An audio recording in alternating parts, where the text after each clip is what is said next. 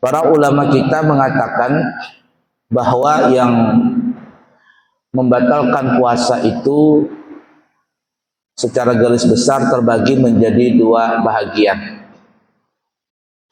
Yang pertama, yang membatalkan pahalanya, mubtilatu ajri, membatalkan pahalanya. Yang dimaksud membatalkan pahalanya ini adalah apabila seseorang itu berpuasa, syarat dan rukun puasanya sempurna, syarat dan rukun puasanya sempurna, maka puasanya itu sah. Tetapi orang ini tidak mendapatkan pahala.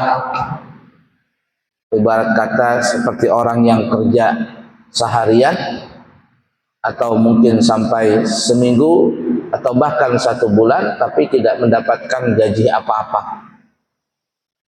Ya percuma orang puasa seperti ini.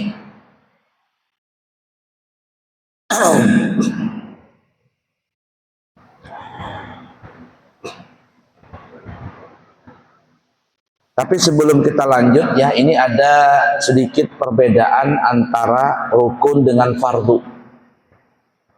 Kita sering mengatakan ya rukun, kita juga sering mengatakan fardu. Nah itu ada sedikit perbedaan rukun salat, rukun dengan fardu. Kalau rukun itu ada yang di luar daripada ibadah itu. Artinya bisa jadi tidak terkumpul jadi satu. Tapi kalau fardu itu dia dimasukkan di dalam dalam ibadah itu. Nah itu ya, di dalam ibadah itu dia jadi satu kesatuan. Seperti kita katakan fardu wudu. Fardu wudu itu berarti dari niat membasuh wajah, 2 tangan sampai siku, usap sebagian kepala, membasuh kedua kaki sampai mata kaki, kemudian tertib.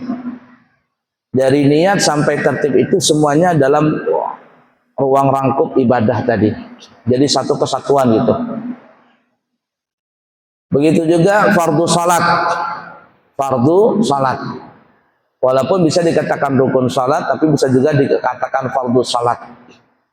Nah, dikatakan fardu salat ini adalah dia dari takbiratul ihram sampai salam. Yang kita katakan rukun salat atau fardu salat itu ada 13. Nah, bisa dikatakan fardu, bisa dikatakan rukun. Tapi kalau fardu itu yang lebih spesifik lagi, yakni di dalam ibadah. Tapi kalau dikatakan rukun, rukun ini dia masuk dalam ibadah tapi tidak jadi satu kesatuan begitu, terpisah-pisah. Terpisah-pisah. Artinya tidak terus menerus begitu, tidak boleh batal dari awal sampai akhirnya, tidak boleh batal, enggak seperti itu. Kalau fardu memang harus dari awal sampai akhir tidak boleh batal. Tapi kalau rukun ini dia tidak jadi satu kesatuan begitu ya. Walaupun dia masuk wajib. Seperti umpama rukun ihram umpama. Rukun orang umrah, rukun umrah maksudnya ya. Dari miqat, kemudian memakai kain ihram, tawaf, sa'i, bercukur. Itu rukun daripada rukun umrah. Nah, walaupun dalam ruang lingkup ibadah, tetapi ini bisa bersantai begitu. Bisa bersantai. Arti bersantai itu bisa berleha-leha. Jadi kalau ada orang habis ngambil miqat umpama pakai kain ihram, tidak wajib langsung dia tawaf. Tidak wajib mesti hari itu dia tahu, enggak. Artinya mungkin bisa hari ini yang ngambil mikot, besok-besok aja nanti tawafnya dan sa'inya besok saja. Nah, itu yang disebut rukun. Bisa bersantai. Tapi kalau disebut fardu artinya berarti tidak boleh putus di situ. Langsung sambung menyambung sampai habis, seperti namanya fardu salat. Fardu salat dari takbiratul ihram niat sampai salam. Tidak boleh setelah baca Fatihah kan ruku tuh. Aku mau istirahat dulu lah, duduk dulu baru ruku. Oh, nggak bisa. Nggak bisa di situ. Artinya mesti diselesaikan sampai habis. Tidak boleh berleha-leha di situ. Terus begitu. Nah, beda dengan rukun tadi, dia masih bisa berleha-leha gitu. Baik, kita kembali. Jadi yang membatalkan puasa bagian pertama adalah yang membatalkan pahalanya. Kalau seseorang itu berpuasa syarat dan rukun puasanya sempurna, maka puasanya sah saja. Rukun puasa itu cuma ada dua, niat dan menahan diri dari semua yang membatalkan puasa. Cuma ada dua rukun puasa itu. Nah, yang membatalkan pahala puasa ini itu ada 6 perkara. 6 perkara ini diambil dari 2 hadis, bersumber dari 2 hadis. Yang pertama yang disebutkan Nabi kita Muhammad sallallahu alaihi wasallam bersabda, khamsun yuftirnas shaim. Ada 5 perbuatan yang bisa membatalkan pahala puasa. Yuftirnas shaim ay ajrahu, membatalkan akan pahalanya. 5. Yang pertama al-kadzibu, bohong. Suka bohong. Ini membatalkan pahala puasa. Yang kedua wal ghibah, ngerumpi, ngomongin orang. Mengomong kejelekan orang. Wa in kana shadiqa, walaupun itu berita benar. Kita membuka aib orang, walaupun itu benar. Maka itu disebut ghibah. Kalau tidak benar beritanya, wah ini bukan ghibah lagi, fitnah ini. Menyebarkan berita bohong. Yang ketiga adalah wan namimah, adu domba. Adu domba, suka bikin orang kelahi gara-gara perbuatan dia. Kemudian yang keempat, wa nadhratu bisyahwah, memandang dengan pandangan syahwat. Kata ulama, wa in kanat halalan, sekalipun pandangan itu dibolehkan dalam agama kita. Tapi kalau lagi puasa itu dilarang. Dari awal fajar sampai terbenam matahari. Walaupun itu halal. Apalagi nang haram. Apalagi mandang nang haram. Nang halal itu umpama mandang istri sendiri. Siang Ramadan umpama kita mandang istri kita dengan pandangan syahwat. Itu kan boleh dalam Islam, mandang istri, tidak ada larangan. Tapi kalau puasa tidak baik. Apalagi puasa sambil nonton kuliner. Orang lagi bikin ngupload warung di mana makanan enak, cara bikin kue, cara meracik minuman enak, ditonton begitu sampai mengiler. Mengiler bahasa kitanya. Apa hukumnya? Ini tidak boleh. Ini bisa mengurangi pahala puasa. Itu yang kata ulama, wa in kanat halalan, walaupun memandangnya itu pandangan yang halal. Kalau puasa itu tidak baik, apalagi mandang nang haram. Waktu puasa nonton yang tidak baik sampai tergerak syahwatnya dari memandang yang haram tadi. Maka ini tidak ada pahala puasanya. Kemudian yang kelima, ajar Nabi, wal yaminul kadzibah, sumpah palsu. Membawa nama Allah tapi dia berbohong. Ya. Supaya orang percaya, dia berkata demi Allah katanya.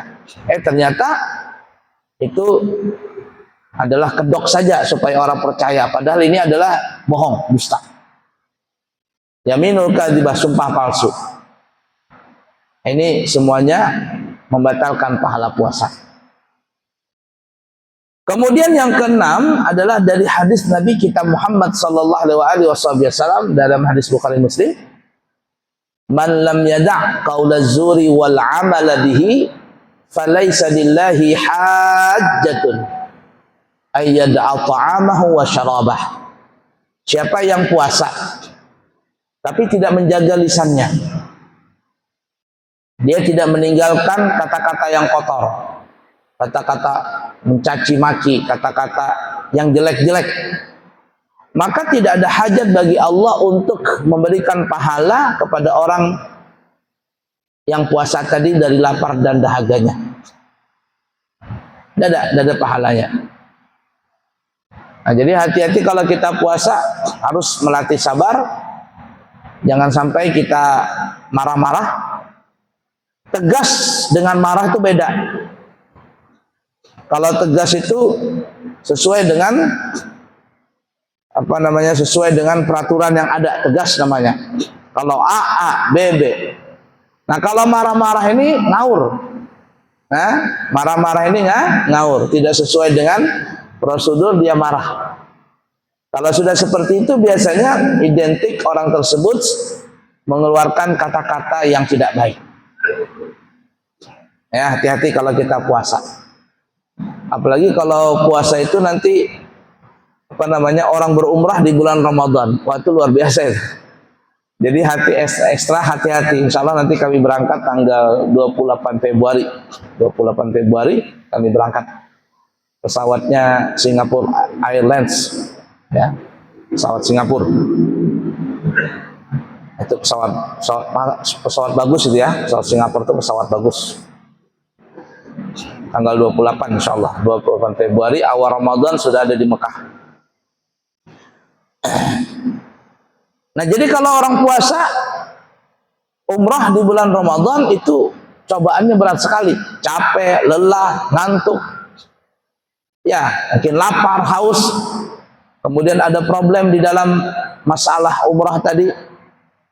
Ya, saling dorong-dorongan kah waktu tawaf atau sa'i. Wah, itu terkadang tidak sabar, lalu mengeluarkan kata-kata yang tidak baik. Ini sangat rugi. Puasanya rugi, umrahnya rugi, karena mengeluarkan kata-kata yang tidak baik tadi. Baiklah, itu 6 perkara yang membatalkan pahala puasa.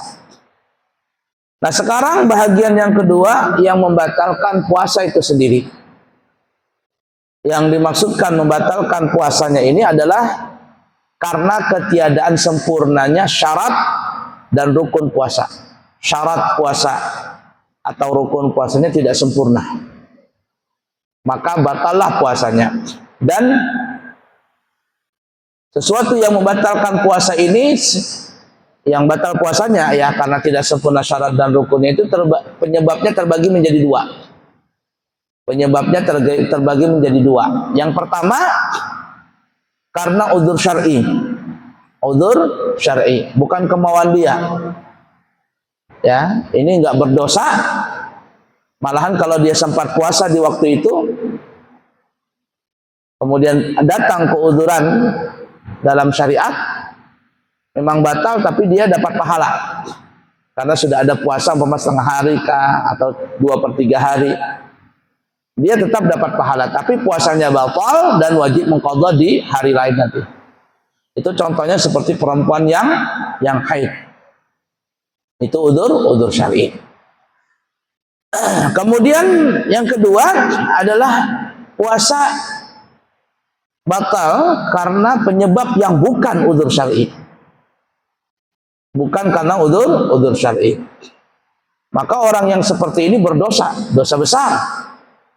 Dosa besar karena dia sengaja membatalkan puasanya.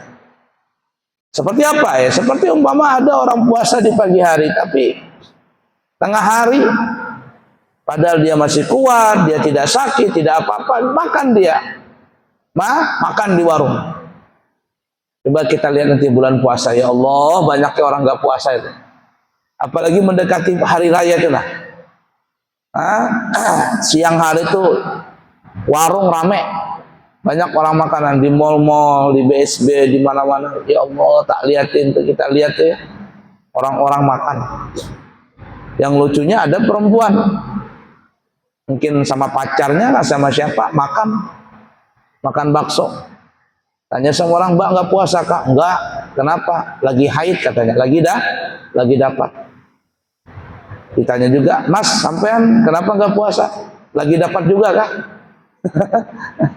Kalau perempuan mungkin dia lagi haid, tapi kalau laki-laki udah puasa, nah ini tanda tanya, mungkin dia kena haid juga itu.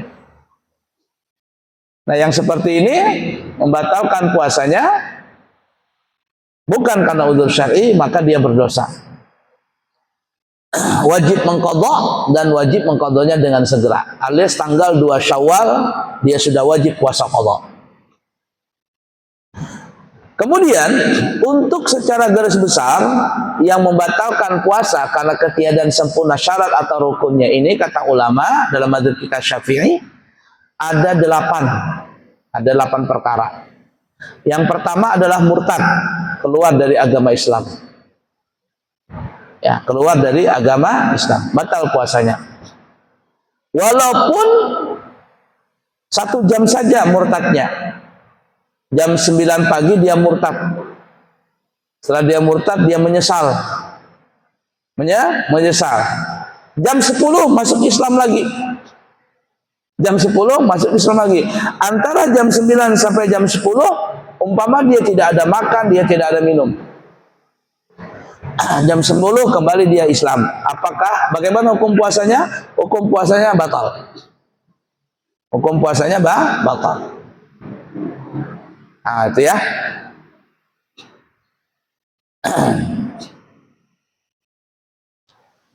Yang kedua, khusus bagi perempuan yang kita baru sebutkan tadi, haid, nifas, melahirkan, walaupun keguguran, walaupun melahirkannya operasi sesar.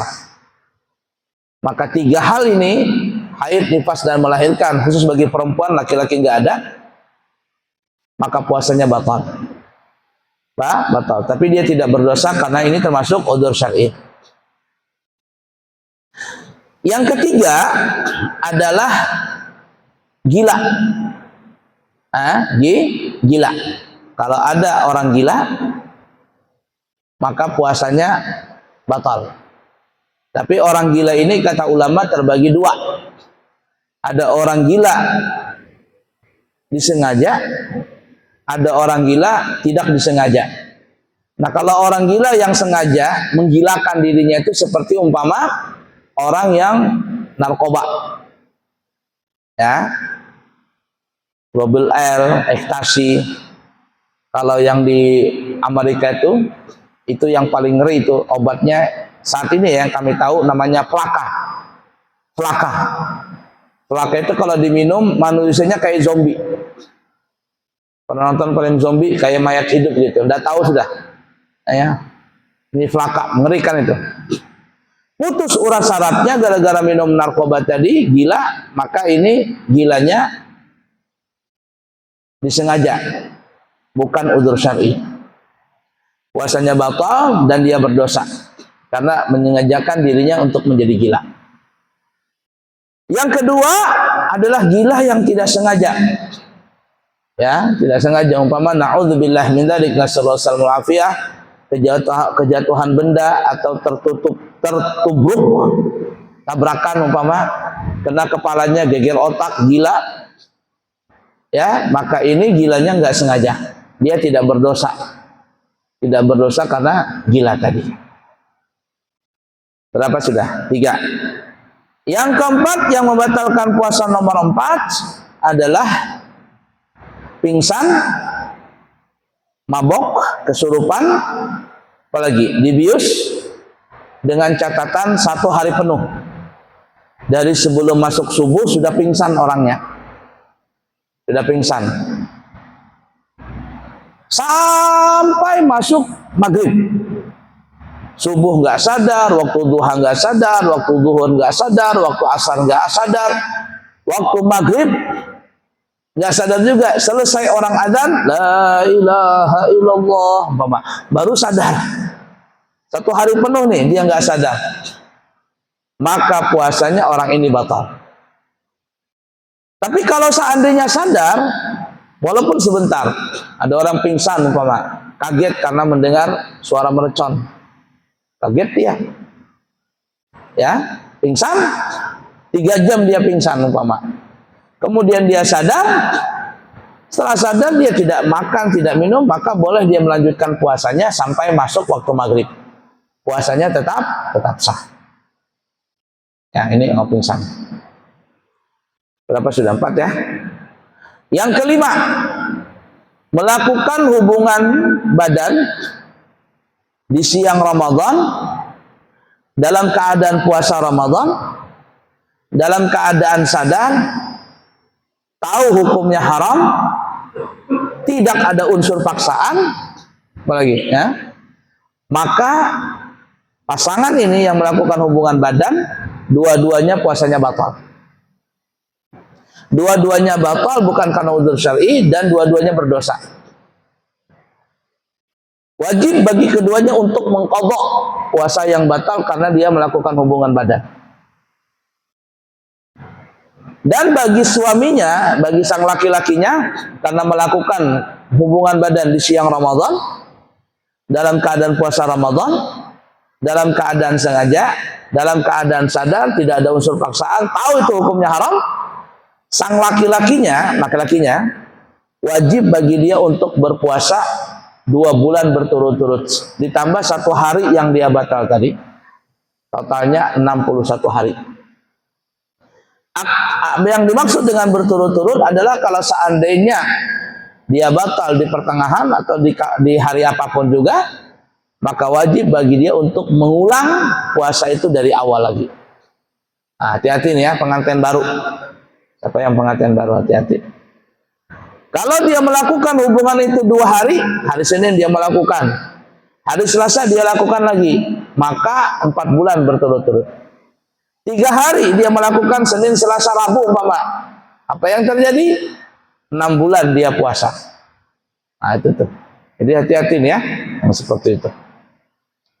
Berapa sudah? 5. Yang keenam yang membatalkan puasa lagi, yaitu memasukkan sesuatu benda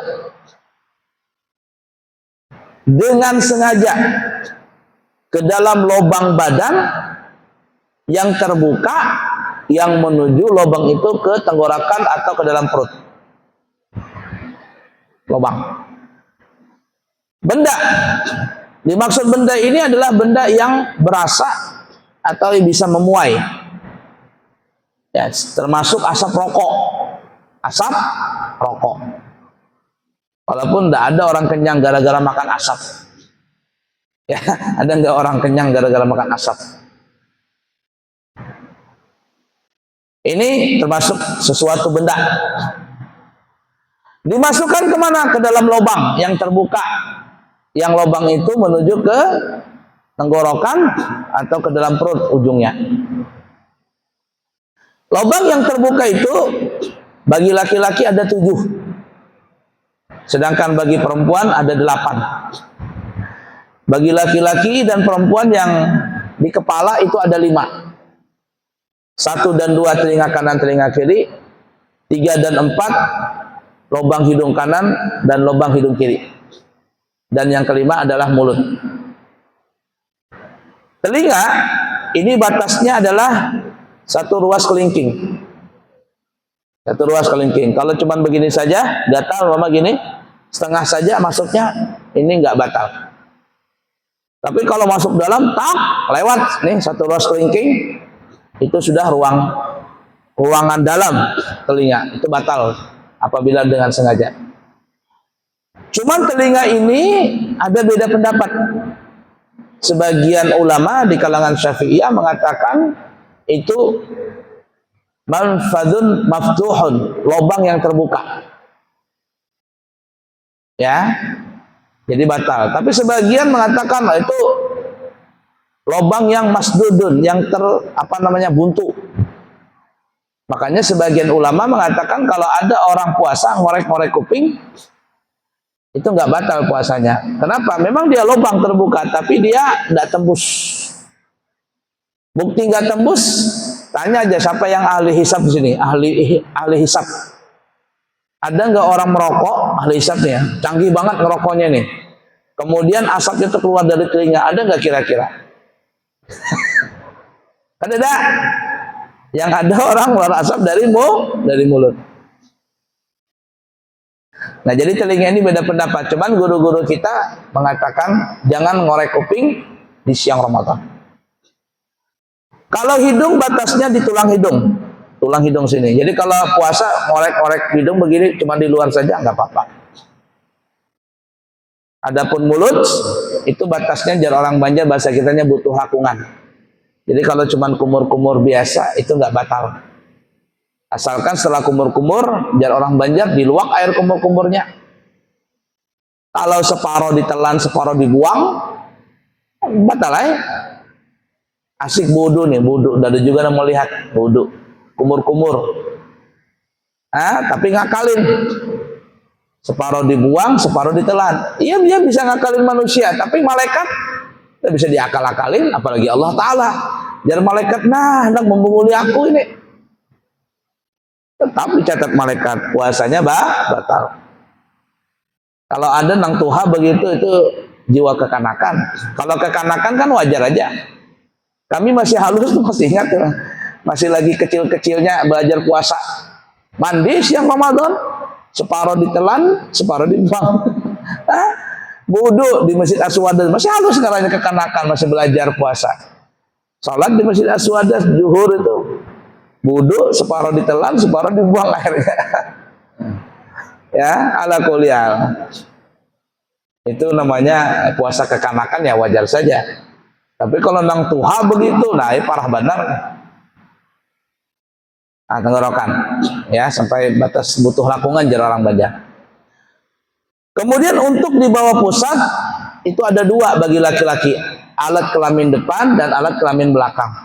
Sedangkan perempuan ada 3, lubang vagina, lubang buang air kecil, klitoris, dan lubang dubur. Mana batasannya itu lubang tadi? Itu udah usah dibahas. Ya, lubang nang di bawah itu udah usah dibahas.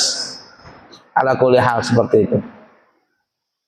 Nah, memasukkannya dengan sengaja. Kalau tidak sengaja ada apa-apa. Ada orang niat puasa tadi malam jam 10 pagi lupa makan nasi pecel 1 bungkus. Iwak hintalu, ayam goreng sama peye. Mbak itu kopi secangkir. Ditambah air putih. Penghabisan rokok 2 batang. Alhamdulillah. Lupa aku hari ini puasa. Lupa. Batal gak ada puasanya? Karena batal. Kenapa? Karena lupa. Tapi pertanyaannya apa iya? Apa bujur lupa sebungkus? Nasi pecel, rokok 2 batang, kopi secangkir, baju putih terakhir. Iyakah lupa? Amnesia mungkin ya. Ala kulli hal seperti itulah.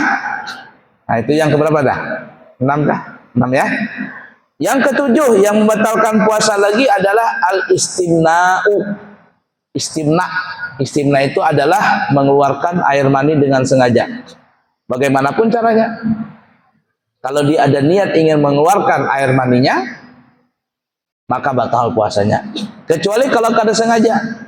Kada sengaja itu umpama guring, tidur, mimpi basah, apa-apa, wajib. Dia hanya mandi junub, janabah, kemudian langsung teruskan puasanya sampai maghrib. Istimna, ya. Kemudian yang ke-8, yang terakhir, yang membatalkan puasa adalah al-istiqa'ah.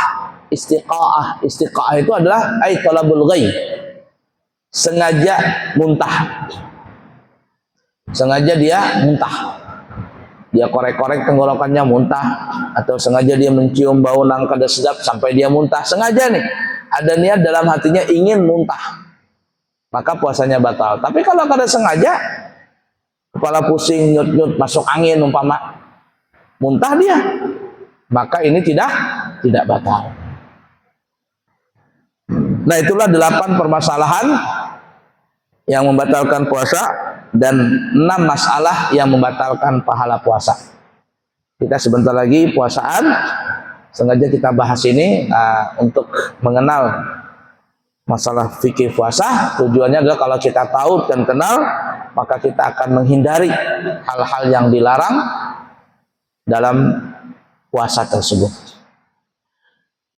Insya Allah kami akan berangkat tanggal 28 Februari, ya. Tiketnya sudah siap itu, ya. Mungkin kembali di antara tanggal 10 atau tanggal 11 atau tanggal 12 Maret baru datang, karena perjalanan 12 hari.